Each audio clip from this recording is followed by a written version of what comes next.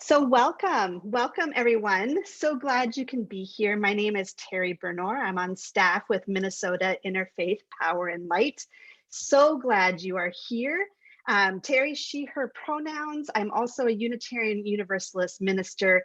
So I'm like so delighted and excited and ready to dive into this conversation on multiple fronts. Brandon is our presenter today. Brandon is with the Jewish Community Action, has been doing this presentation for a number of groups, and this presentation is specifically for folks that are part of the MNIPL community. We are recording this and are making it available to others who may want to watch it as well. And of course, if JCA is having additional 101 trainings, we encourage you to send folks to that so they can be part of the dialogue portion, which I think is really, really important. And I was just chatting with Brandon as we were waiting, and it sounds like there's a bunch of other related topics that they're working on. So please do watch JCA for more of these events as well. And with that, that's really all I have to say. So I'm going to turn it over to Brandon so he can introduce himself so we can dive into the topic. Well, awesome. Thank you so much, Terry. And also thank you so much, Liz, for inviting me. I'm very excited to be presenting to you all this evening. So a little bit about this presentation. And so first off, it is something that is, I'm just getting all of the stuff prepared. We're not jumping in just yet. So first off, this is built to be an analysis. It's built to be something where we can go and start discussing a lot of these larger systemic issues that are deeply intertwined with anti-Semitism, with white nationalism, and of course, with racial justice and the struggle for Black lives. And so with this, you may see definitions that are new or slightly different than ones that you are kind of, that you may be used to or more familiar with. That's totally okay. A lot of these will kind of be described, if they're not described immediately, they will be described later in the presentation. This is roughly about an hour long in terms of the actual presentation portion. It's kind of broken into two halves, anti-Semitism and white nationalism. And in the middle, I'll have a few moments for anybody to ask clarifying questions. So if there was something you want to know a little bit more about, or maybe I kind of like glossed over, great time to ask questions about that then. And then at the end, we will have time for discussion, which will be in little breakout groups, and for us to be able to kind of share what we thought of the presentation and any other lingering questions. So with that, I'm Brandon. My pronouns are he, him. Yeah, I've been doing these presentations with JCA a lot the past few weeks, really since the whole, let's call it a shindig at the Capitol that happened in January. Ever since then, there's been a lot of interest in these trainings, so much that I think this might be my 10th one in 4 weeks. That's a good thing. That's a wonderful thing that people are wanting to have these discussions. And without further ado, let's get started. So anti-Semitism and white nationalism, we're going to kick things off with a little case study. This image here is kind of a cornucopia of a whole lot of dog whistles. Dog whistles, of course, being winks and nudges at racist or other hateful comments without saying the thing out loud. Much like how a dog's whistle is something that human ears can't hear, but dogs can. So here we've got quite a bit. We have, of course, George Soros, a very well-known individual.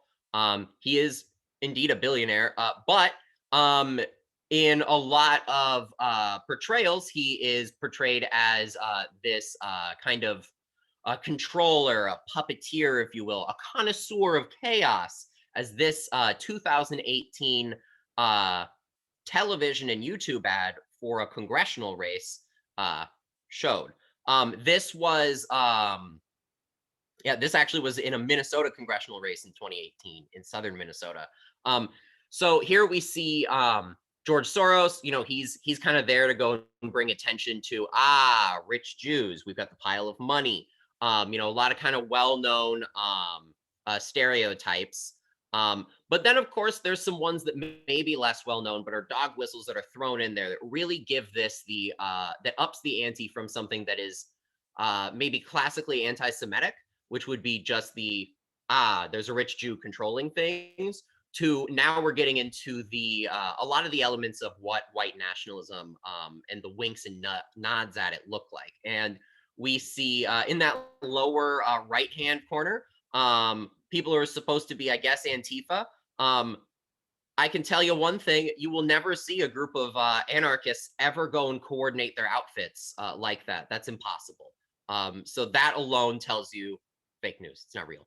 But it's meant to go and stoke that fear. It's meant to go and look scary, especially to audiences that may be hearing a lot of scary things about riots in cities and things like that. And then we of course see Mr. Colin Kaepernick, who at this point in time I think had been like blackballed out of the NFL for about 2 years.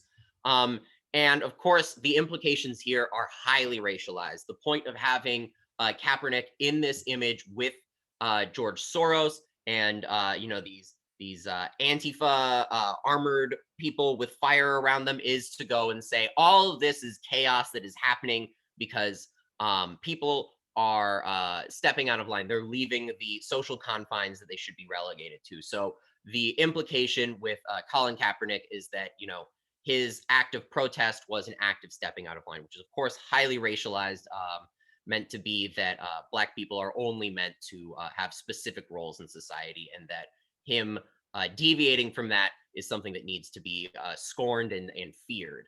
And those are the implications that are really meant from this image. And we can see all of this kind of wrapped together. And honestly, this is almost 2.5 years old. This is at some points almost tame compared to some of the things we actually see being broadcast every day now. Things have gotten more and more vocal in the ways that they portray these dog whistles. So why is it important for us to be talking about this? So this first section is on the anti-Semitism portion. So when we're talking about anti-Semitism, it's fundamental to understand it as a key part of white nationalism, and also a lot of the conspiracy theories that are driving dangerous rhetoric and actions across the country and also the globe. And Jews have been physically attacked and targeted. Our pain and fear has been used as a political football or a wedge between us and likely allies. More on that in a bit. And for non-Jews, the Jewish community needs allies and co-conspirators. Yeah, we're taking that word back. Who understand what's going on and how to respond. Because many, especially in progressive circles, many progressive allies just haven't been able to recognize anti-Semitism or don't necessarily have an analysis, but are eager to learn. And that's something I really like to stress a lot, because there's a big difference between anti-Semitism that is kind of built into the culture and the language around us, where a lot of tropes and a lot of different kind of anti-Semitic things kind of float under the radar. There's a difference between that and people who purposely incorporate that into their lives in a way where they are actively calling for harm and attacks on other communities. And that's why us having discussions like this is good. The same way that people who have been who have grown up white or white passing may have many different racist ideas that are kind of just built into our daily lives that we're having to unlearn. There's a lot about that with anti-Semitism that's built into the culture around us that we all have to unlearn. So what is anti-Semitism?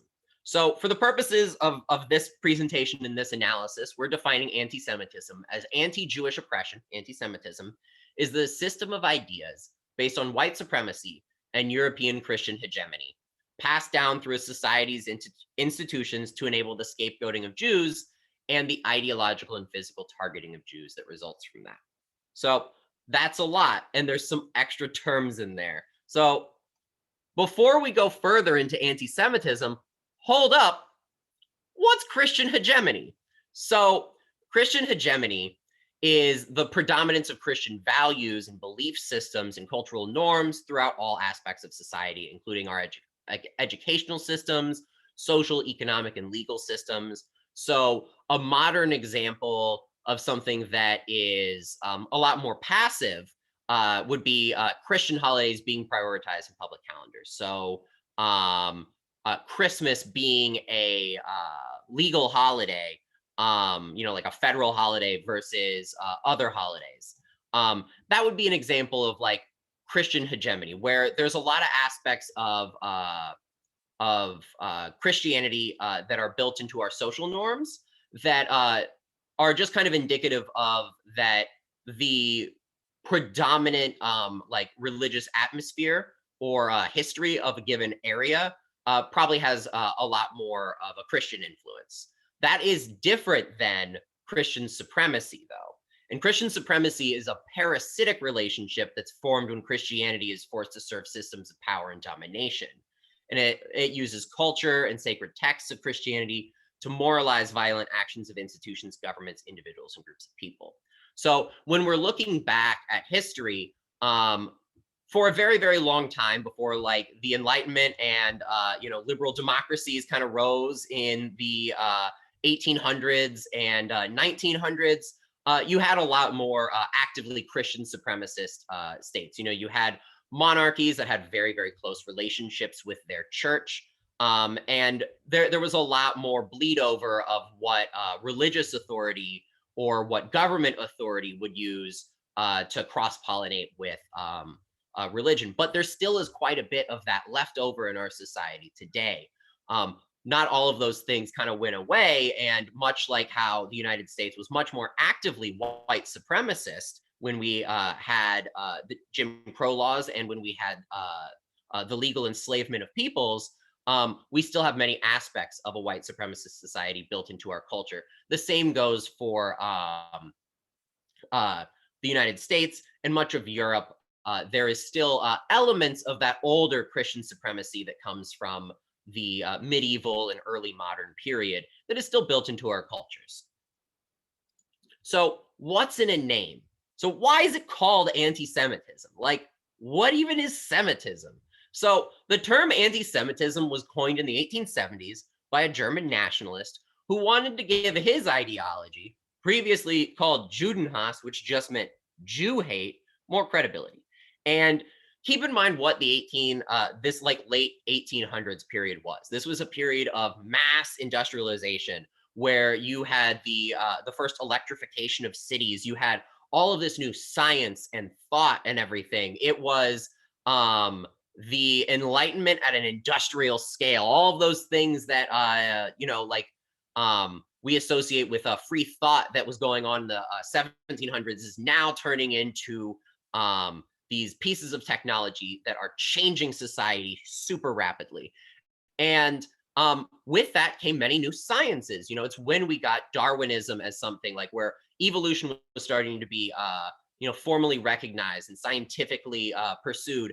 And we also got a lot of fake sciences like phrenology, the study of human skulls to go and justify racist laws. You'd measure human skulls and say, the white skull doesn't have these dimples, therefore they're a superior people. That was a made up science. And the same thing for anti-Semitism.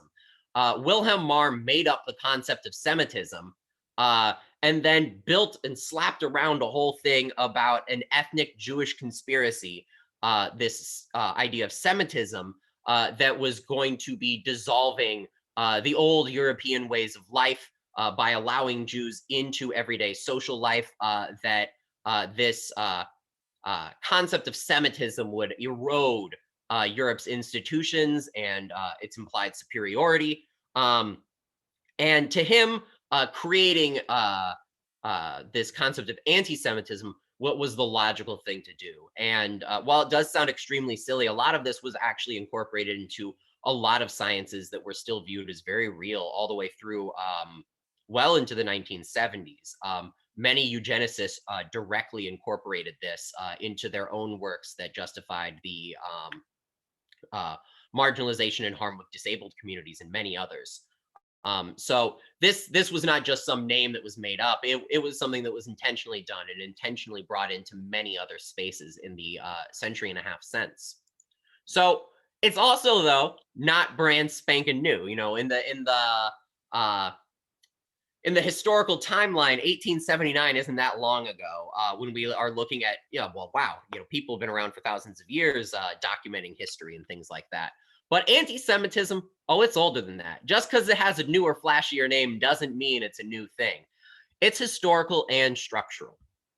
So it's more than a series of individual acts of hatred. It's a set of lies that white supremacy tells us, and it's for a reason. So just like how racism is not something that is just simply individual acts of hatred, it is not simply just the use of slurs at people or things like that. It is built into, it is much more than that. It has many other elements that really allow for things like that to happen. And same goes for anti-Semitism. So capitalism, the accumulation of wealth, the international kind of economic system that we have now that really defines the 19th, 20th, and 21st centuries, needs racism in order to dehumanize Black and brown people to exploit for free and cheap labor. So during that period, as that medieval era was ending, and as you had that age of exploration where Europeans came to the Americas and began the genocide of indigenous peoples, there also was this creation of a new kind of economic order. And in that economic order, you had the mass dehumanization of Black and brown people who were enslaved, who were given second tier or third tier status in societies. And at that same time, we saw anti-Semitism grow and develop from some of its older scapegoat origins that were more religiously motivated or more locally specific, to now be something that is an international phenomenon. And it is meant, and anti-Semitism is often meant to scapegoat and obscure capitalism from itself, which we'll get to later. So it's ancient and extremely modern. And Jews have been put in this buffer scapegoat role physically and rhetorically for a really long time. And I'm just going to go and start with the Middle Ages, though we could go even further back. And when we're looking at the Middle Ages, an era that we're kind of familiar with because there's at least, quite a few movies, TV shows where we're like, there's peasants, there's a feudal system, there's a king, there's a queen, we get it. So in the Middle Ages, Jews were segregated from most of society. In most of Europe, Jews were not allowed to go and have most types of jobs. They weren't allowed to own property. They weren't allowed to farm. So they lived in functionally ghettos, and what would later grow as European cities grew into the ghettos that really defined the 1900s European Jewish experience.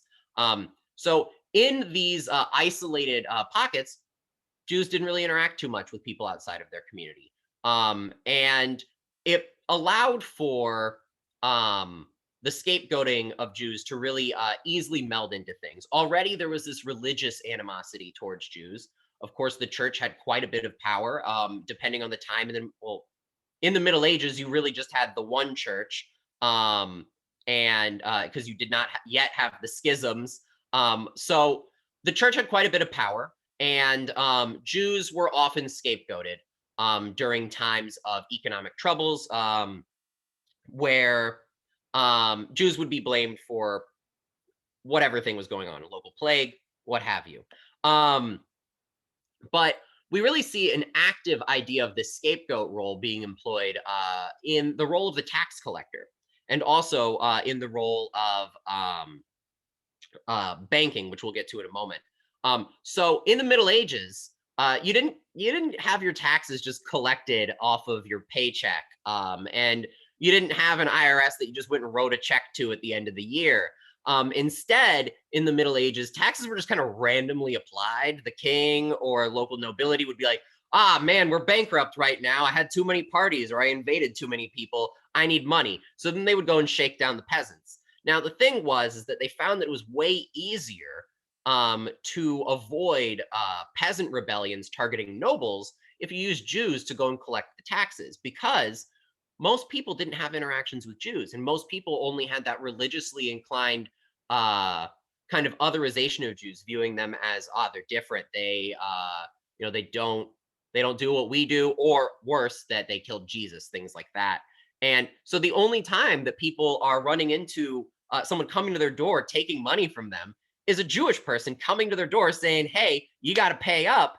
And therefore, when times got tough and peasants started to rebel because they were getting squeezed too hard by the nobles, pogroms usually happened, where the peasants would just direct that anger at Jewish communities, because that's where visually most of that idea of power was associated. The actual taking of my money is being done by a Jew, and I'm taught that the king is appointed by God. Therefore, the king isn't doing this to me. He's a good guy. It must be these Jews. Conversely, as we're leaving that medieval period, going into the early modern period, the same goes for banking. These stereotypes of Jews as bankers, and even those stories that we hear that, well, in the olden times, Jews were the only ones who worked in banking because there were all of the religious laws against usury. Kind of, but not really. In a lot of ways, Jews were put into the scapegoat role yet again, because technically speaking, all of those financial institutions, they were still owned by the nobles. They were still owned by your Venetian nobility, your kings and queens.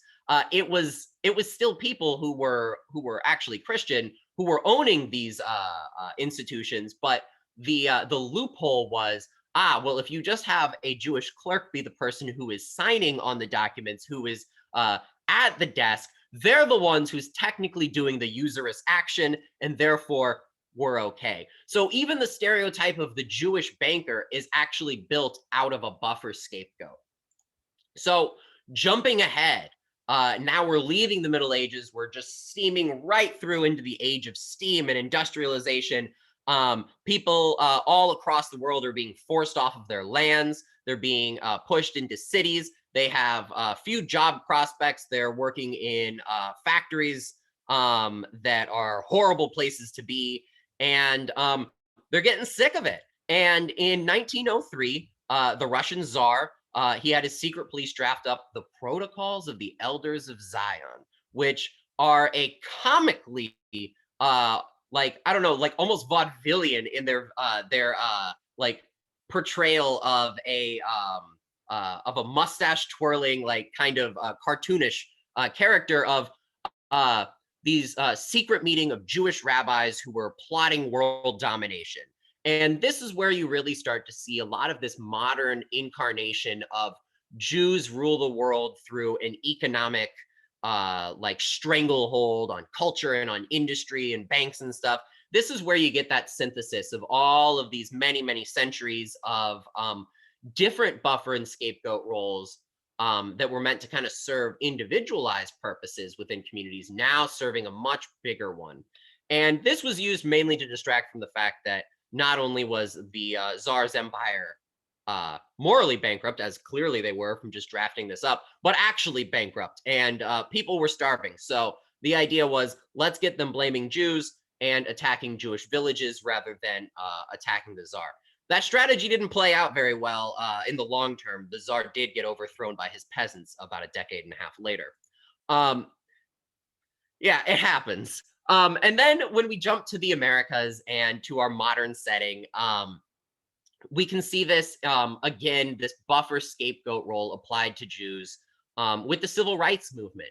And as Jim Crow was falling in the courts and to public pressure, white supremacists could not put two and two together. How did this happen? I don't understand, because in a white supremacist worldview, in a Jim Crow segregationist worldview, Black people are less than. They're not capable of doing all of these legal achievements, this wide scale organizing. That's not possible from the perspective of a very, very avowed white supremacist can't happen. So who did this? Why did we lose? It's the Jews, those crafty Jews.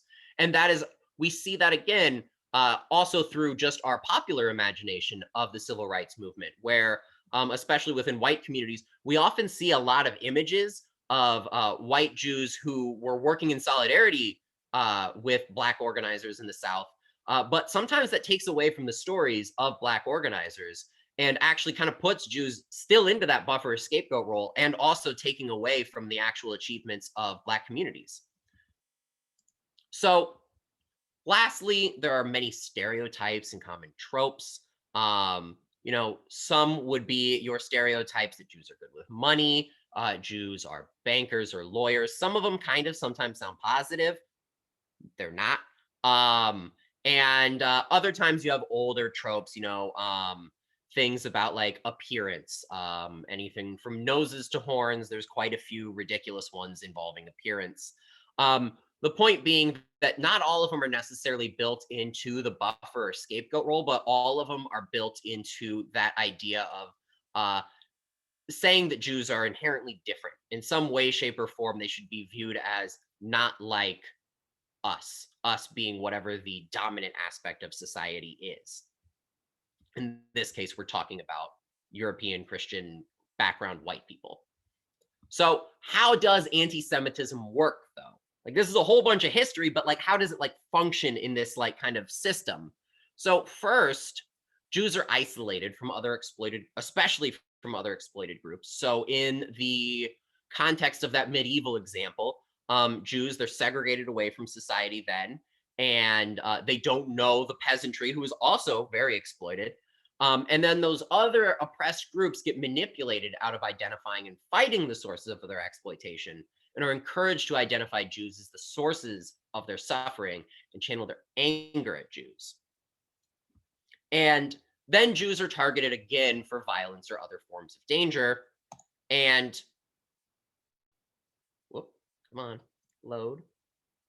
In the hopes of gaining safety, Jews are then pressured to cooperate with the ruling elite, which doesn't really work because the whole cycle starts again. Because oftentimes, especially when we see anti-Semitism stoked at this large scale, where it's operating on this much, much larger scale of you know, marginalization and violence, when it hits that crest of this wave, the ruling elite is benefiting from this. Time and time again, it doesn't matter if they're actively a fascist party or not. There are benefits to be had of people going and viewing Jews or other minority groups that are in a ethnic or religious minority, viewing somebody who is not them as the source of their suffering. And Jews have this concept of anti-Semitism has been built for so long that it is now basically a cut, copy, paste type of thing that just works so well across the entire globe now, largely thanks to imperialism and colonization, because as Europe colonized the world, they brought with them this, and then made it a very easily translatable phenomenon everywhere, even if there really aren't even Jews in a community. So what's the point? Like, why would you do this? Well, anti-Semitism functions to keep the wheels of economic oppression turning and hidden from view. And it's meant to obscure class oppression. So anti-Semitism says that Jews are this man behind the curtain controlling the levers of power, but in reality, anti-Semitism is the curtain. So it's this smokescreen that operates to kind of conceal this larger machinery of how the actual structures around us function. Anything from the way that our legal system functions to go and preserve property rights for people who already have property, to how our commercial systems operate in ways where they're completely inaccessible to people who don't already have money. There's many different ways in which it functions, but ultimately, or many different things that anti-Semitism plays as the smokescreen to, but all in all, it is the smokescreen to that larger systemic problem that goes far beyond just it's the Jews. So, what does it look like? The slideshow is not being friendly with me today, y'all. It functions differently than other types of oppression, which makes it harder to recognize because it appears to be punching up. And what we mean by punching up is that with a lot of cases of different forms of oppression that we're most, at least viscerally familiar with, that we see and hear about more often, is that a lot of times these forms of oppression are like punching down. They're isolating people who are already clearly not getting, the same treatment in society. They are, it's targeting people who are not doing as well as other communities in many cases. But with anti-Semitism, it creates this idea that, oh no, it's okay because they're in power. I'm punching upwards, like I'm just sticking it to the man, and like we're all just trying to fight the man. It gives that appearance of kind of like this everyman, we're fighting against the machine, but it's not. It's distracting from the very machine that people are often trying to describe. So one of the main pillars of anti-Semitism is keeping that Jewish face on power. So that way Jews become that target of people's rage. So there's tons of billionaires that are doing horrible things to this planet. But why is it we only hear about George Soros, right? Like, why is it we're only hearing about billionaires who have interests in like different aspects of social democracy rather than billionaires who are doing other things, right? Like, it's because it is meant to go and work as a wedge and have people looking at one aspect of how power functions without looking at how power as a whole functions. And by going and saying that it is a smaller group, Jews in this case, it keeps people distracted. So it comes in waves, and it's generally strongest when Jews are otherwise assimilated and doing well, which is a feature, not a bug, because we have to have some sort of power and influence to make any of these stories seem true. If there were no Jewish billionaires, or really any rich people who we see on TV, be it a news anchor, be it a Hollywood celebrity, anything, if there were no Jews that we saw in our modern pop culture, it would be really hard for people to go and say, the Jews are controlling everything. You have to have some people who are doing successful and are visible for any of this to actually be believable. So this aspect of anti-Semitism is really what animates it and makes it different than some of those older aspects of anti-Semitism, where Jews were kind of put into that more specified scapegoat role. This industrial era version that we live in really goes all in on ascribing that power in a much larger conspiratorial way than ever before. And part of what allows that to happen is that assimilation, because now that Jews are allowed into aspects of society, it's easier for people who are wanting to go and create these divisions to go and say, you see, it wasn't like this before, even though that, of course, is a lie. And that's why some anti-Semitic tropes that seem like compliments aren't good, because there's still lies that white supremacy are telling us and they should be interrogated. For example, when we're hearing ones about, Jews are good with money, like, I didn't mean it that way. Like, like, I just meant that, like, your community is like really good at keeping money in the community. That may sound good at first, but when we think about it and when we interrogate it, looking at this larger thing, what purpose does that serve? Because ultimately it still builds up that idea that Jews are building up this form of power, and that Jews have some inherent differences that are making them better at something, be it at law, at comedy, anything. You can name something that sounds like a compliment, but as you interrogate it and pull that thread, quickly we can start to see how it connects to this larger concept of keeping that Jewish face on power, because ultimately each one of those, it seems like a compliment, ascribes some form of thing that we associate with power. So why is it hard to identify? Well, everything I just said is a lot, so that in itself makes it pretty hard. Also, we see it from people we don't trust. We live in a very, very polarized political environment in the United States, and we end up hearing some of the loudest accusations and dialogue about anti-Semitism on things that a lot of us don't really trust people on, right? Like, because they're in that polarized political environment. Whether we're talking about Republicans accusing Democrats of anti-Semitism, Democrats accusing Republicans, it gets difficult to go and break through those bubbles. Because if you're already in kind of one of those camps, it's hard to go and do that introspection on, wait a minute, where did we mess up, right? And that's one reason why it makes it hard. It also makes it hard because a lot of people go and use it solely to go and benefit themselves. There are many people who are not Jewish, who have no connections to the Jewish community, who also will go and use anti-Semitism, accusations of anti-Semitism, to just go and give cover to their own anti-Semitism. And that also makes it really hard to identify, because it's like, well, wait a minute. Who's doing the anti-Semitism? I can't keep track. And then it keeps people exhausted and we don't examine it further.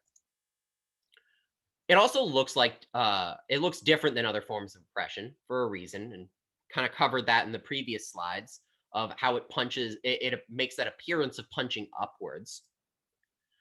And we're also taught about anti-Semitism in a really specific way. So much in the same way that especially white Americans have been taught about racism for a very long time, we're taught about anti-Semitism in a similar vein, where racism and anti-Semitism are both portrayed as things that are, at least on this big scale, they're in the past. You know, we did it. We beat it. We won, you know, like in the case of anti-Semitism, World War II, we beat the Nazis, you know, it's done. You know, in the case of racism, civil rights, we did it. Racism's no longer in the law. And now these things, they're only holdovers of just, you know, old ways of thinking and people just, you know, saying, carrying hate in their hearts. Well, because we're taught about it that way, it makes it very hard for us to recognize that it's still actually around us. And much like how, thank goodness, many white Americans are realizing that racism is something that is structural. It is more than just that interpersonal hatred. Same goes for anti-Semitism. It is not solely a I don't like Jews. It is it is something that is built into our culture, much in the same way that racism has been built into our culture for a very long time. Divisions between Jews and our likeliest allies have also been encouraged in pushing us out of relationship, which also makes this really hard to identify, because we end up not knowing each other. So one example I really like to use is kind of like that popular understanding that people have, especially in our post 9/11 world, that Jews and Muslims just don't get along, right? There's this idea that Jews and Muslims just can't get along, and, you know, it's usually tied to something Israel-Palestine. Therefore, Jews and Muslims can't get along. And once things like that are said enough, and once things like that are implied enough in pop culture or in our just larger communities, it makes it even harder to go and build between communities, because there's an extra layer of distrust or assumptions that people won't get along. And it makes it extremely difficult to go and build solidarity between groups. And also, they're fundamentally built on lies. Whoa, wait a minute. Wasn't there a... Oh, okay, cool. So why do we need to understand this now? So anti-Semitism, it works in relationship with racism and in xenophobia to push people away from identifying the systems that are oppressing them. And we can't change any of these systems if we buy into any of those diversions. Our movements need to be able to identify the underlying power structures to dismantle racial capitalism and massive power inequality. And it's not going to be by believing it's the Jews. And additionally, this political moment is loaded with conspiracy theories that have a lot of super direct roots in anti-Semitism. So it's really important to understand at least a base level of how anti-Semitism works for us to be able to start unpacking and undermining the success of these conspiracy theories when we see and hear them in our everyday lives. So with that, I will pause for a brief moment to answer any questions. Let's say 5 minutes for questions on if you have anything you'd like me to clarify from this first portion. And then I'll kind of go into that second half. Brandon, would you like to stop your screen share so we can see you a little bit more easily for just this period of questions? Absolutely.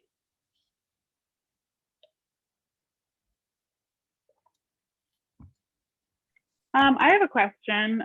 So it Yes. sounds like the start of, at least where you shared, anti-Semitism, came more into being was when Christianity became kind of the lay of the land in the Middle Ages. Is that accurate, or was there anti-Semitism before kind of the rise of Christianity being the dominant paradigm? That's a great question.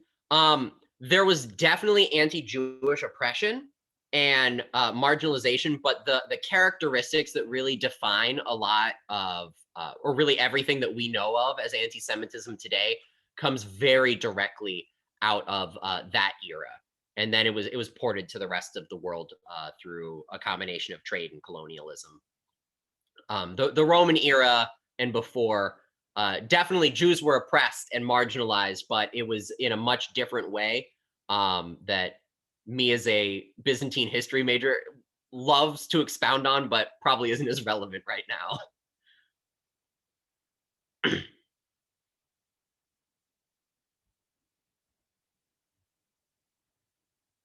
Brandon, there's a question in the Yes. chat from Susan saying that she's noting a lot of discussion about elites in a negative way these days and is wondering if that's related to anti-Semitism. Fantastic question. Yes. So the narrative of elites is used very much as a dog whistle to go and just mean Jews, and it goes with those stereotypes of Jews being professors, of being lawyers, of other professional jobs, which of course, that right there, the use of the word elite still is going and taking away and co-opting the ability for all of us to be talking about, well, wait a minute, we actually do have a lot of people who are basically just the inheritors of old nobility who still have all of that stuff. But when a lot of people are saying elites, they really are using it as kind of a stand-in for Jews or people who are socially left of center. Brandon, I know there's another question in the comments, Yeah. But actually, I'm going to make a comment and not pretend it's a question. Yeah. So I'm Jewish. Hi, folks. Liz Loeb, Associate Director of MNIPL. I'm so glad you're all here. And something I hear all the time, I actually have Sephardic and Mizrahi heritage in my family, which is Latino and Arab heritage, but I'm white. I present as white. My ancestors are Ashkenazi, which means they're from Europe as well. And a myth I hear all the time is all Jews are white. Mm-hmm. And that's so spectacularly not true, but it's a function of white supremacy, and a lot of times the function of anti-blackness and Islamophobia to assume that all Jews have a particular racial identity. So I thought I'd ask a question, but actually I just wanted to say it. Absolutely. And that's actually a great, it goes great with one of the other question that was in there, because it actually kind of gets into how anti-Semitism today influences anti-Semitism in some of these other places. So that anti-blackness and that elevation of whiteness, where Jews are portrayed as overwhelmingly white or as exclusively white, is largely because of the European experience, which dominates a lot of our written world and written history, largely only interacted with Jews who had whiter skin. Also, largely because a lot of the Sephardi Jews were also pushed out of Spain 500 years ago, and the Spanish didn't really feel like writing about them positively ever. But it's also why anti-Semitism prior to colonization and imperialism looked a little different in other places, like in North Africa, in Asia, because you didn't have that uniquely Christian hegemonic part put in. So there were other forms of marginalization that were happening to Jews. And of course, there was forms of oppression, because as how power works in any given society, people who are in a smaller group will often be picked on. But that type of anti-Semitism that now we see globally was actually exported from Europe. A lot of the anti-Semitism that we closely associate with the Muslim world today actually literally comes directly from Nazi Germany in the 1930s, as they went and broadcast and radio signals into British colonies and occupied territories to go and try encouraging the local populations to rise up against the British by going and exporting that very, very uniquely Nazi version of anti-Semitism, which has its own differences, but we're just going to go and keep things simple to now and say that it was anti-Semitism with a whole bunch of extra add-ons. Are there any other questions?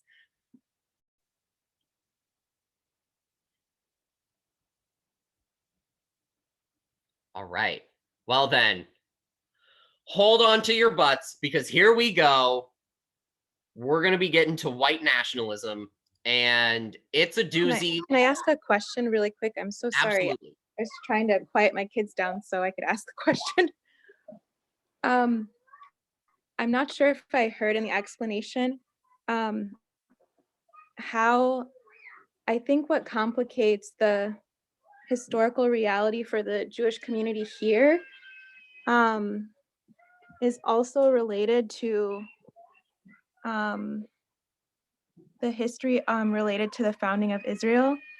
And so I'm not sure if you talked about that because I think that it complicates like how like the explanation I think I just heard, it sounds like communities just hated Jewish people, and I don't think that's true because like the example that I heard I shared in the chat, if that were true broadly, Tunisians, for example, would not have welcomed, or Moroccans or other communities who are predominantly like Muslim communities, would not have welcomed Jews to their communities. And you have really long-standing histories in like Jerba and other places with really incredible traditions. But I think what happened, and I'm kind of curious because what we see today happening in Israel is like this, you know, really thriving modern democracy, but it's got this dark history around it. And so you see a lot of people in the Jewish community here in the United States, I think in a really hard place, because on the one hand, you can see like, oh, it's great to see a state that reflects your identity, but at the other hand, it is like a form of modern apartheid because you have a whole class of people who don't have active rights and are going through checkpoints and other things. And so I'm curious, at the same time that we're talking about white supremacy, there's also like this odd connection sometimes I find that the same critical lens is not applied to like a theocracy basically. And you know, I can also name, I'm Muslim, so I could kind of name some of my own theocracies that I find problematic. And they're not really mine. I think they're just modern Muslim theocracies or whatever they want to be that are very problematic. So I'm trying to understand how do we add like a critical layer there about where some of the attitudes are coming from, because I think that's very important. It's those attitudes didn't just emerge, I would say, in the Muslim world out of nowhere, and it comes from a long history of ways that Arab nationalism, I think, came up. So I felt like we got like the bite-sized history Yeah. about how some of those attitudes emerged, and they aren't all coming from like the same place. And so I guess, yeah, I'm just trying to make sure that it's not just like people woke up and after like hundreds and thousands thousands of years of living together, that they woke up and like started hating people or something like that. I think it gets complicated because there's a well-documented basically movement to exclude people from a society with really, really difficult histories. And it's been fraught, you know, for sure. But I think it's hard to talk about this topic without being very transparent about the history that's ongoing. Absolutely. And my apologies if it sounded like I was flattening the experience of the specifically like North Africa and the Middle East and the way that anti-Semitism functioned there, in the sense that I was trying to go and describe that a lot of what people associate, like what Americans are associating with the Muslim world, is largely a development out of many modern things that came out of European colonialism and came out of as you mentioned, nationalism and other things that came in there. They're not things that are endemic to a society to begin with. Thank you.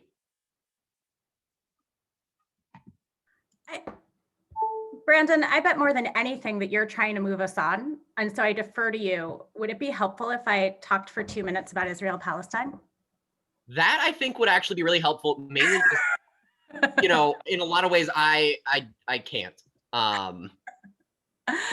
So friends, Israel-Palestine, I would love to do a 2-hour seminar on the actual history of the founding of the State of Israel, which is a mess and which involves both like the forcible taking of land in a completely indefensible way, and also which involves genocide and colonialism against both like everyone who lives in the Middle East and specifically against Jews and Muslims, right?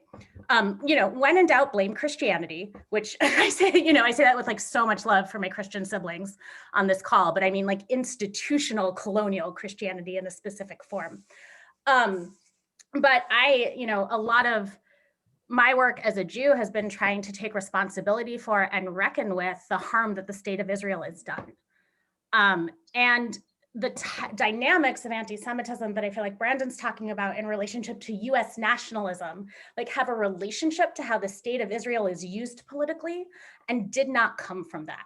There's a history to the founding of the land that is now called Israel-Palestine that goes through the British Empire and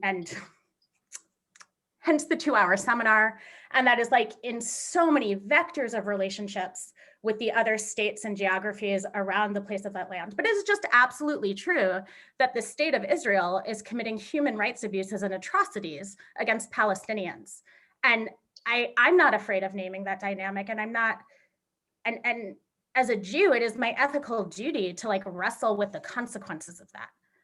I also find in progressive circles on the left, often the fact that I'm Jewish means that people assume somehow that I'm anti-Arab or anti-Muslim because of the actions of the State of Israel. And what's so curious about that is so many people come from political states that commit atrocities and yet aren't assumed to be beholden to the identity of those states and the acts they have committed. It is a particular form of actually, I think, both anti-Semitism and Islamophobia that ties people's identities to the political actions of particular state formations. But I just wanted to model for everyone, there's like, we don't have to be afraid of naming that the State of Israel engages in human rights abuses, that they need to be stopped, that it's my duty as a Jew to be part of stopping them.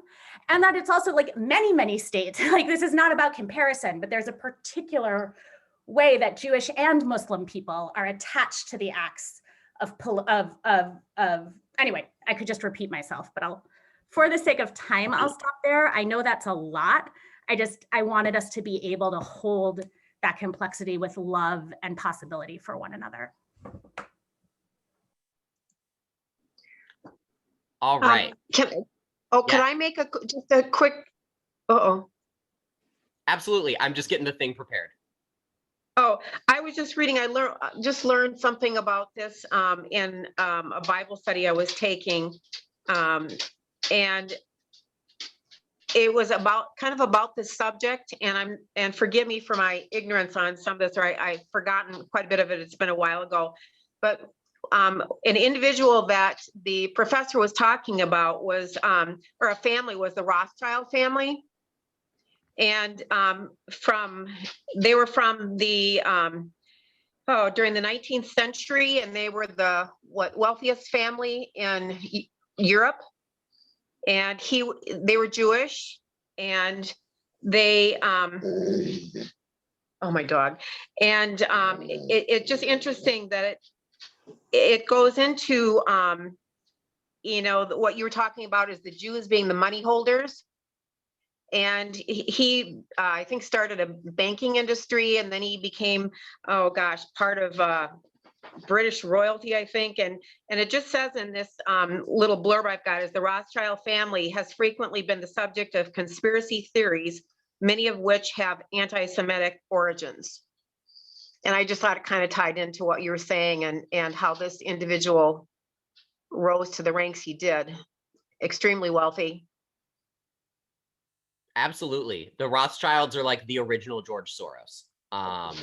Yeah. And, you know, for like the purposes of like being used as kind of that same central figure to go and say, aha, we're on to this conspiracy.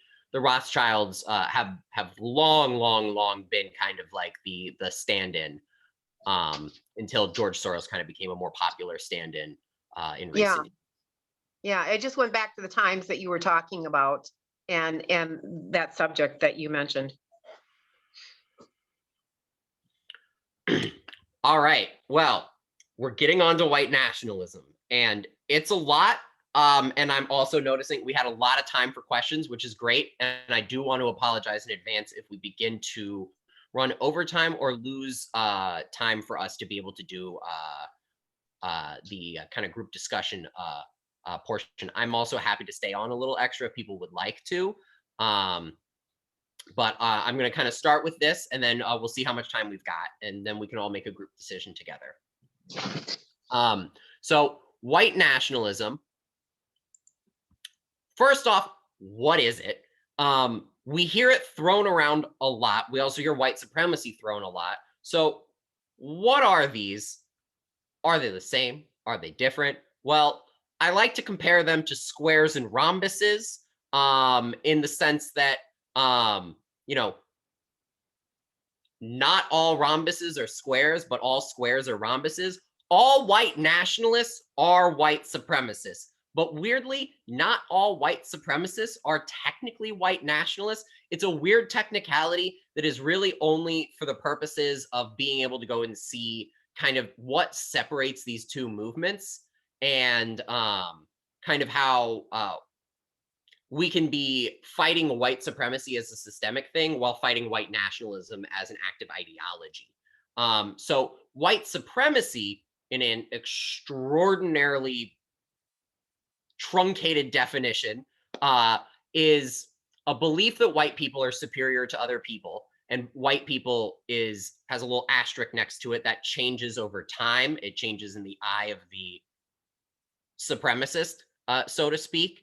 And white supremacy, that belief that white people are superior to other people, applies to systems that were founded on those beliefs, or by those with those beliefs as well, and by any systems that continue to enforce those artificial societal norms. So that's why you can have a statement like, the United States is a white supremacist nation in 2021, and that can be true because the United States, it was founded by a bunch of slavers. It was founded by people who actively in the Constitutional Convention said, we don't want poor people voting, we don't want people of color having rights, we don't want women having rights, right? Like, there is an active supremacy that they had to write down in paper. They made their views pretty clear. And we can still say that the United States is still a white supremacist society even after the abolition of slavery and even after the civil rights movement, because we know that not all of these scars are gone.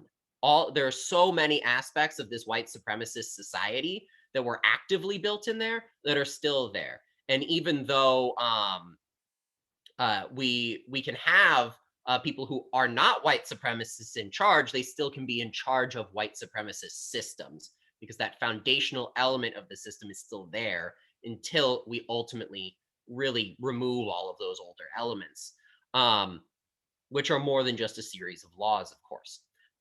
White nationalism, though, is this kind of synthesis of white supremacy.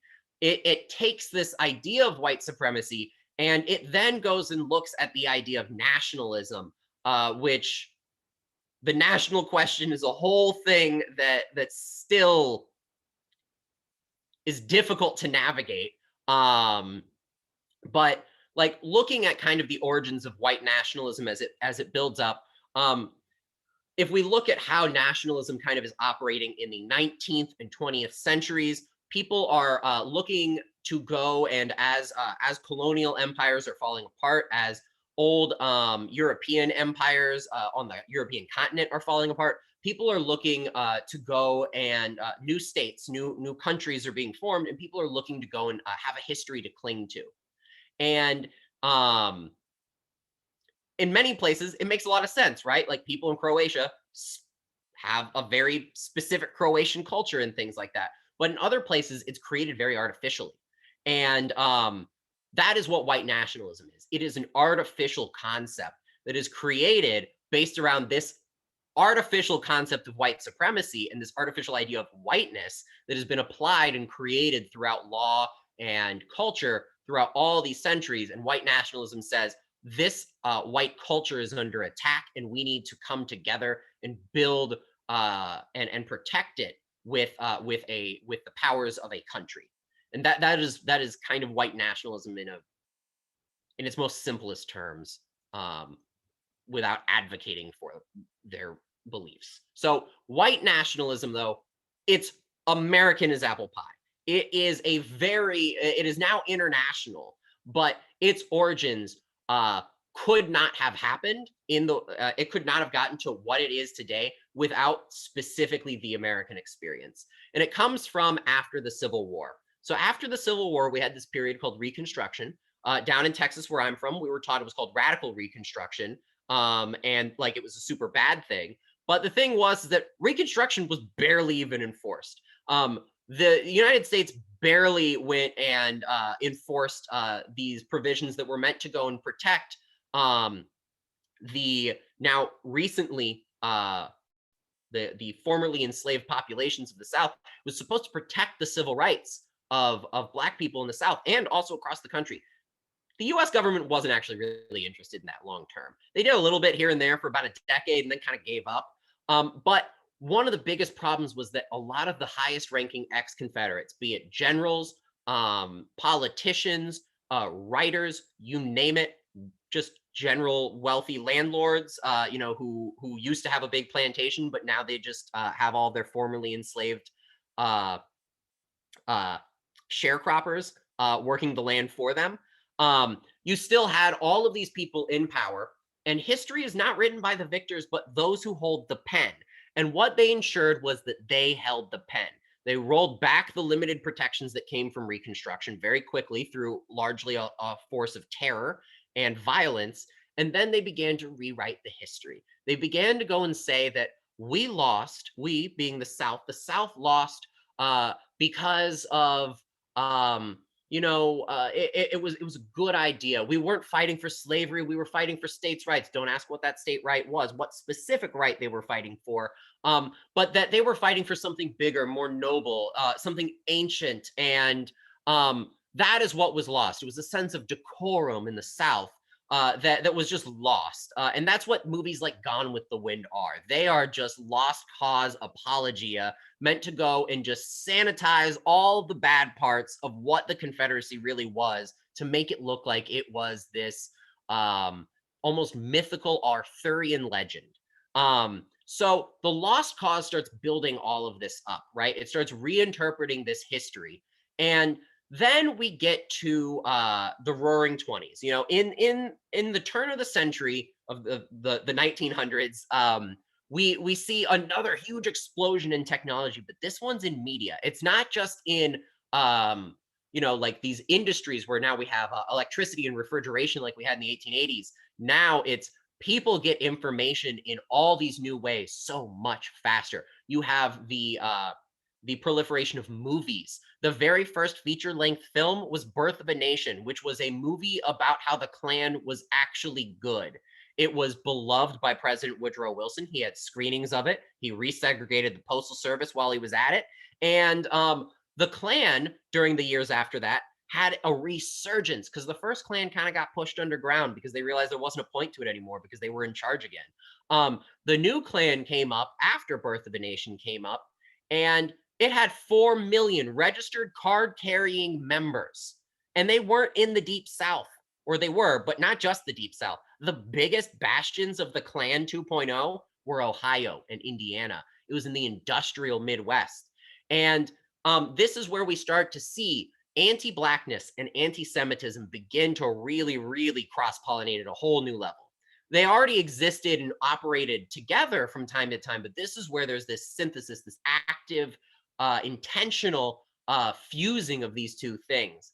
And while the Klan is experiencing this huge boost in membership, Henry Ford, he's importing anti-Semitism's newest packaging and distributing it far and wide. He's bringing the Elder Protocols of Zion over from Russia, translating them, printing them in the newspaper that the only newspaper available in his factory town, and printing these things in the Dearborn Independent. And then he's also going and putting pamphlets together like The International Jew and distributing them at Ford dealerships. So this wasn't just something that cropped up out of nowhere. This anti-Semitism and anti-blackness they were starting to really converge, because that Klan was growing, because it was a lot of people working in factories who felt threatened by Black Americans who were moving up north to escape the Jim Crow South. And now, lo and behold, they're now having to face the Klan again up north, where it was supposed to be safer. And now those same factory workers who are threatened by Black Americans coming into the same workplaces as them are also now reading these anti-Semitic screeds. So in the 30s, we're also seeing the explosion of radio. And in the Great Depression, of course, there's lots of blame going around for who did this. Why is things so bad? And of course, Jews are being blamed. We see that in Europe especially, but also it's happening in the US. We have I think, what's his name? The Catholic radio show host, Father Conklin, was the original Rush Limbaugh. He was on the radio every single day, had 40 million listeners at his height, and constantly was reading things from Ford's reprints. And we had fascist thug squads going around attacking people. Those were happening in the 20s and 30s. And then in the 40s, we're fighting the Nazis. They're the bad guys now. So it's a little unfashionable to be openly fascist. So they kind of go underground teeny bit, but then the Cold War gives them a great opportunity to just come back and say they're real patriots, because now the Cold War has begun, and you get the resurgence of the Judeo-Bolshevik conspiracy, which is not the Jews are behind capitalism, but now they're simultaneously behind communism at the same time. Don't ask them how it makes sense. It doesn't. But as you're seeing that Red Scare happen, you're seeing a also surge in the civil rights movement, because you're also seeing solidarity build between Jewish communities and American Black communities. And we're starting to see the first elements of Jim Crow get tapped away at. In 1948, when we start that big Red Scare, it's the same time that, Minnesotan Hubert Humphrey is saying his stuff about leaving the shadow of states' rights and walking into the light of human rights, and like Southern Democrats lose their minds and get super mad. Like, a lot is going on, and it's a signal of the end of Jim Crow. And it takes a good another 17, 18 years for it to finally come crashing down. But as the civil rights movement reaches its successes, the Klan is now seeing, as it's trying to lash back, that it is actually facing consequences. Its members are actually starting to be prosecuted. And they're like, well, shoot, how did we lose? We got to go back underground, or at least be way less public than we've been in the past. And when they're underground, in that post-civil rights era of the late 60s into the 70s and 80s, the Klan and neo-Nazis really start to cross-pollinate because they're both underground, and they're both really miffed. They're like, why did we lose? We're supposed to be this superior white race, but we just keep losing. And what is the answer? Well, they see that they have a shared struggle of specifically white male superiority. Both look back to an era of when men had a very specific social role that was placed above women. Both of them look back to that. And they also see that they also have this other shared part of their struggle, in that they have another common enemy. It's the Jews. The Jews are the ones who did this. Black Americans could not have possibly organized on their own. It had to have been the Jews who did this. So because of this synthesis between these groups, we have this ideology that has animated and developed today's white nationalists, and that is the Great Replacement. And that is something that we actually see in everything everywhere now, because of the way that it has kind of worked its way into discussions around asylum seekers and immigration. And what the Great Replacement is that white nationalists believe that their white identity is being erased through this great replacement of people from other backgrounds and cultures, specifically people who are of darker skin tones than them, but also including white Jews. And it comes from a neo-Nazi phrase called the 14 words, which I'm not going to repeat, but it's a refrain about securing the future for the white race. And it's no longer just something in neo-Nazi spaces. It was originally written by a neo-Nazi who went to jail for murdering someone while he wrote his manifesto in prison. But since then, it's become pretty popular outside of there. And Representative Steve King of Iowa, just south of us, he's no longer a congressman, thank goodness, but he frequently would just go and pretty much just say the 14 words live on television. He just wouldn't say white 6 times. So right here, that's most of the 14 words right there. Just paste in white several times and you've got them. So it's actually something that's really normalized into the American like pop politics culture now, that there is this fear of immigrants and other cultures coming in and erasing some sort of mysterious American identity, which always just has big blaring siren signs that say white. And it's why white nationalists have this interest in immigration and reproductive rights. Both of them have a lot to do with securing this future. And it's also why you see white nationalists get really, really interested in working their way into debates around immigration or debates around abortion, because they realize these are both great places for them to recruit. Because already, if somebody is expressing that they have a disdain of immigrants or a fear of immigrants, well, great. Now you've got your first little cookie crumb in the trail to Hansel and Gretel's house of hatred. So nearly every violent white supremacist and white nationalist, terrorist, murderer, whatever the heck we want to call them, in the past 2 decades, 2.5 decades really, has cited some form of the Great Replacement in their manifestos. From Timothy McVeigh at Oklahoma City to the Christchurch massacre in New Zealand to the massacre in Norway that happened at that summer camp. Every single one of these in Charleston, Poway, and Tree of Life Synagogue, every single one of these supposed lone wolf attacks, all of these people talk about the Great Replacement in their manifestos, every last one of them. And that says that these people, there is a shared ideology. It is not just some lone wolf thing. There is actually a shared narrative happening that encourages this. And of course, there is a fascination with a very specific type of Christian iconography and history. And I pulled this quote from a book that I've been doing a book club for with JCA. It's a great book. It's called Culture Warlords. And it really goes into the deep history of this and also the internet side, way deeper than I can in a presentation of this length. But every cause needs a myth, a founding story that imbues its adherents with purpose, making them feel that they are part of something bigger than themselves, something grander and necessary. Transnational white supremacy, the notion that whites all across the world share a common cause, is no different. It requires reaching past the invention of race in the 18th and 19th centuries and reframing prior religious movements, wars, and achievements as those of whiteness at large. So that is why we start to see things like Crusader iconography at white supremacist rallies.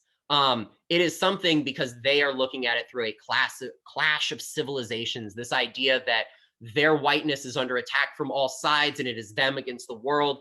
And that narrative of the Crusades, of the noble crusaders versus the heathens and things like that, that's really attractive to that type of rhetoric. And it's something that they have a fascination with. They've been preoccupied with changing demographics and their cultural impact for hundreds of years. This is something that has been part of specifically American culture for a long time. white Anglo-Saxon Protestants in the 1800s were obsessed with Catholic immigrations in the 1800s. That's why, you know, Irish immigrants and Italian immigrants weren't immediately like recognized as white, so to speak, in the American sense for a while, because they were Catholic and they were viewed as different. And same for Jews not being given some of those aspects of white assimilation until later on in America's history for the same reasons.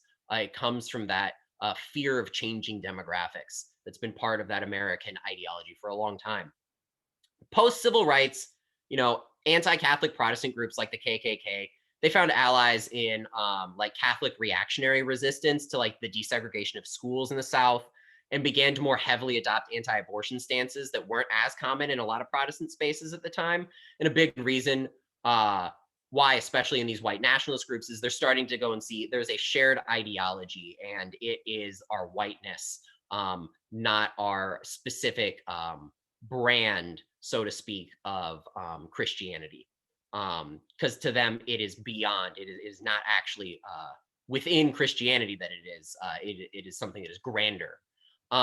Lastly, religious sentiment also can be used as a cover for a racialized worldview, both for desegregation and anti-abortion. Really, you name it, a lot of these groups have used aspects of Christianity. And also you've got groups that are neo-pagans that use, you know, oh, we're celebrating old traditional things that we made up 30 years ago. All of them use these aspects of religious protections to protect themselves from being held accountable for the violent actions that they're encouraging. So 21st century white nationalists, quick summary of what kind of makes them different. With all of this history, they're operating different. In one, they operate in cell structures. So what that means is they have fewer formal membership groups than previous eras. You know, you don't have a card-carrying member of the Nazi Party anymore. You have people who just really, really like sharing Nazi memes. And you have like, you know, group chats of people who just really communicate with each other a lot. And that is what I mean by cell structures. They operate in little tiny groups or smaller groups than they used to. And then they kind of merge together on bigger online spaces. A lot of infiltration of law enforcement. This has been the case since the 80s for white nationalists. The FBI named this as a problem in 2010 and promptly lost all of its funding to investigate the problem, and hasn't been allowed to investigate it like actively until I think 2019. So we're kind of operating with a lot of old information about how bad the problem is, but even the FBI named it as a problem 10 years ago. And I think we can all see that things have gotten a little bit worse. And that infiltration of law enforcement also came from that cross-pollination of the Klan with neo-Nazis, because the Klan had a very long storied history of being in charge of law enforcement in the Jim Crow South, and of course, during the era of enslavement. And of course, many members of the Klan still are probably parts of many of these law enforcement agencies, but it became a little tougher for them post-civil rights. But they still saw a lot of the benefits that they had in enforcing their social vision came from that power of a badge. So a lot of these groups do see a power in pursuing careers in law enforcement. Paramilitary and street tactics, I include this because one, it's super similar to how old fascist movements operated in the 20s and 30s. You know, you had Mussolini's black shirts and you had Hitler's brown shirts. And then out here in the US, you had the silver shirts. They really like their shirts. Basically, they coordinate their outfits. But it happens a lot, and we're seeing it in places, especially here in Minneapolis, Seattle, Portland. You may have seen or heard about these like kind of standoffs between like neo-Nazis and Antifa.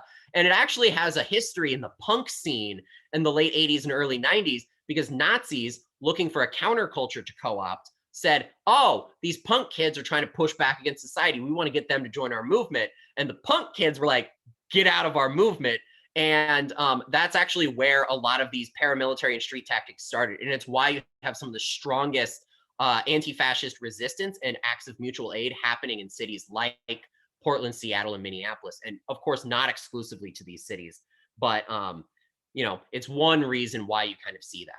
And lastly, recruitment and radicalization happens on an international scale now. You no longer have the barriers of, you know, mailing something across the ocean or language. That's not a barrier anymore either. You can go and have English-speaking white nationalists talk with Ukrainian-speaking white nationalists, and they can just Google Translate things to each other. So there's a lot more sharing of their ideas and tactics across far more places, far faster. And they also, of course, have websites, much like how many of us can go to the Daily Kos for like kind of a progressive view on today's events, or conservatives can go to Breitbart. Nazis can go to Stormfront, where they can go and read all the latest news just from a Nazi perspective. And then that website's kind of been pushed off of the internet and onto the dark web, but they also have many other places to work, and that's Reddit, 4chan, 8chan, really any anonymous type of forum works great. White nationalists often embed themselves into it, and then of course will organize in other places to go and make themselves really loud and visible on places like Facebook and Twitter and other places that we're probably most visually familiar with some of these things. So double checking the time. Okay, I can at least finish these slides. Thank you so much for all the questions in the middle, but I definitely want to get to how social media plays into this. So social media and a lot of our modern internet right now is a pipeline to a lot of the political violence that we're seeing, because social media and other content services, they're competing for our attention, just like any other form of media always has, right? Advertisers have always competed for catching our eye and getting us to look at whatever they're selling. But what makes this difference is that it's a two-way street. Unlike with TV, books, or magazines, where it's published and it's going to us, but they're not getting our reactions immediately, they get our reactions immediately, which makes us both a product and a resource, because we're a product in the sense that the data that companies collect off of us is used to go and package ad sales, so that way people can better target their products towards people. But we're also the resource, because that data that they're getting off of us is the very stuff that they're able to get their profits from. So algorithms, they are back-end computer calculations that are meant to deliver content to us based off of interactions and views. But they've also been designed to be highly addictive as well in their delivery, because the more data you get, the more ad packages you can sell. So the longer you can keep people looking at your given service or content, the more data you have that you can sell. And that is where the problem, one of the many problems, kind of erupts, where people can get sucked in really easily because the technology has been intentionally made this way. So these back-end algorithms, they're pushing information to us, guessing what we're interested in, which can and often does send users down rabbit holes of increasingly extreme content, because it's a computer, it's just guessing, and it's guessing based off of what other people have clicked on. So the example I like to use is, let's say like a young person, let's say like a young man, 15, he's excited about the newest shooter video game. It's like $60 though, he can't afford it, so he's gonna hop onto YouTube. He's gonna be watching the latest YouTube videos of it to see what all the new stuff in the game is. And while he's watching that video, the person who's actually playing the game on the video, is just kind of dropping some casual misogyny and maybe some casual racism here and there. And next thing you know, that the next recommendation is how feminism is ruining video games. And then it will lead you to another thing about how feminism is eroding society. And people get pulled down deeper and deeper into those rabbit holes, because the algorithms, one, can be gamed, and they have been gamed really, really well by a lot of these groups. But two, also, they're kind of stupid. They don't. It's not a computer. It's not a person. It's a computer.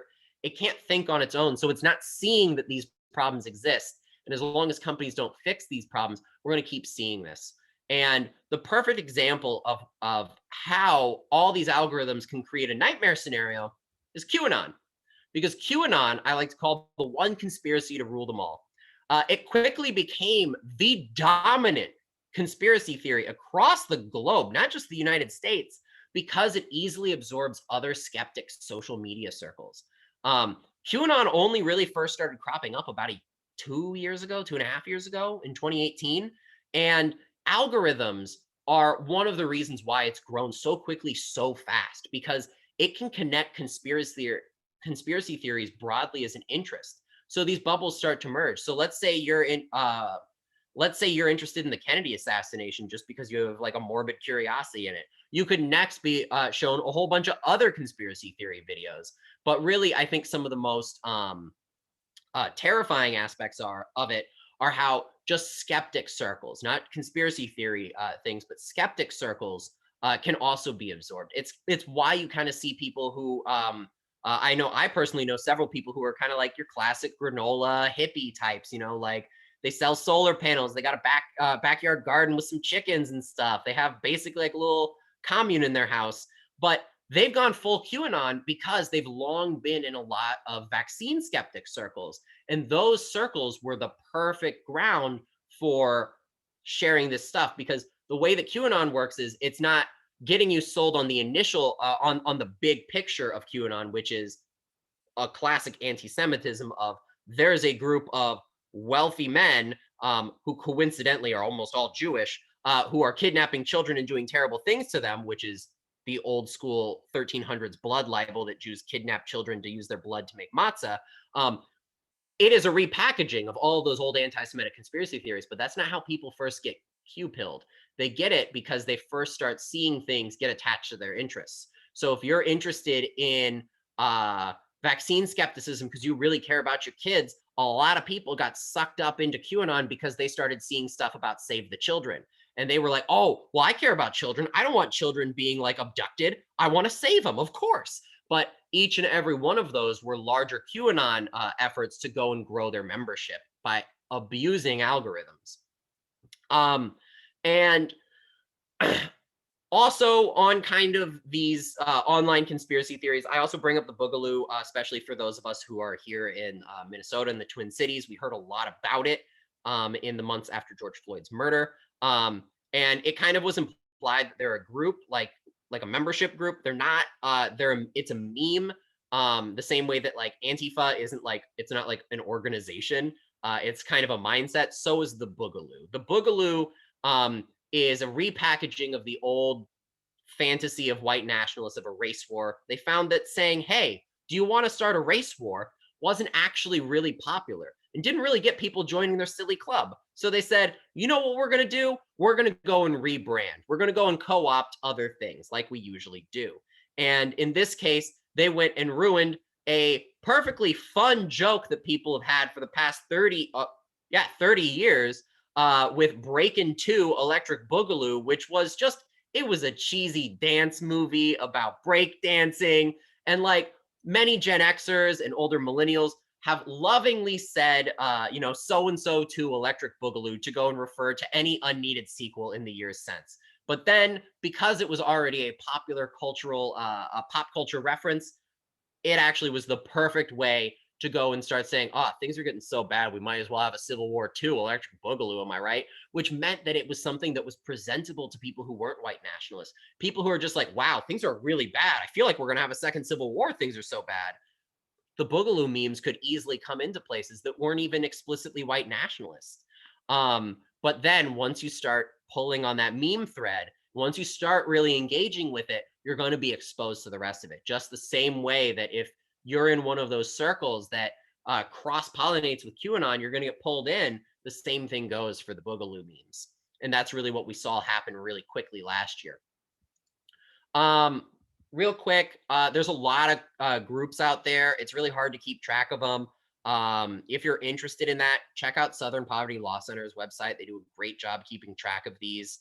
I've got a couple listed here. I also will be sharing this slideshow with everyone afterwards for your own reference at home. But there's militia movements. Patriot Front is an openly fascist party. The Proud Boys, a lot of people have heard about. I will just briefly explain them. They are very similar to your old school, like fascist, like street brawler gangs. They like to get into fisticuffs with people. They also like to just only outnumber people and beat them up. They are a group of predominantly white men, exclusively men though. But they are a good example of an organization that is white supremacist, but not wholly white nationalist. They actually have quite a few, not quite a few, like a large portion, but they have several persons of color in their organization who are spokespeople. And the Proud Boys have this idea of Western chauvinism, that Western culture is the best, it is better than everyone else's. So to them, communities of color, Jews, anybody else who is not part of that white European Christian heritage that they uplift is okay, as long as they present themselves and act like people from that European white assimilated heritage. To them, it is we want our existing kind of white society to keep doing what it already does. So they're a white supremacist group, but they are not entirely white nationalists. There are a lot of white nationalists in that group, though, like lots. But they use that to go and create a cover to go and say, this isn't a whites only movement, but more or less it is. So I conclude with this slide. Out of many one, yeah, I'm ruining that slogan on our money, to go and point out there's a couple of these groups just hanging out at the Capitol that day. Right there, that's a 3%ers militia flag that I just circled. There's an America First flag. America First, they're actually a fascist party founded by white Zoomers. Many of us may think, the Zoomers, they're great, they're so progressive, they're gonna save us. Well, the problem is that the white ones, still pretty conservative. And there's actually an active fascist movement founded and made up of exclusively like 20-year-old budding Nazis. And then here in this corner, we've got a little placard of the state of Minnesota. Oh boy, Minnesota was there. What were you doing? When you zoom in on that, it's a lion's head, very angular. Fascists really love that angular kind of design. I don't know why, but it's a lion's head logo that is part of Patriot Front, which is an openly fascist organization. And that's just the ones that you can see in this big picture. There were so many more, and there's so many more that obviously like are little gateways too, like, Blue Lives Matter flags and, obviously Trump stuff, because there were a lot of people who kind of got interested in these movements because they got interested in the Trump campaign. But the point of all of this is to say it's really big. It's happening everywhere, and it's happening right before our very eyes. So with that, I'm concluding this presentation. We only went over a couple of minutes, which is great. So I'm happy to answer questions. I'm also happy to also stay on a little longer for a couple minutes if we want to do breakouts. I don't really have anything else going on. And I do actually really enjoy giving these presentations, as depressing as the topics may be. So yeah, thank you everybody. I just want to say thank you to Brandon for coming and for everything you've been doing statewide around this work, but for spending this time with us and for crafting this presentation. Thank you for Terry for Zoom hosting us and helping to put it together. And so much thank you to everyone here for taking this time in your night to dive deep together, to open to really layered questions about our world and about where we find ourselves. I know that these are conversations that need to continue for a long time, and we're so committed to having those conversations at MNIPL. So thank you, thank you, thank you. To be continued.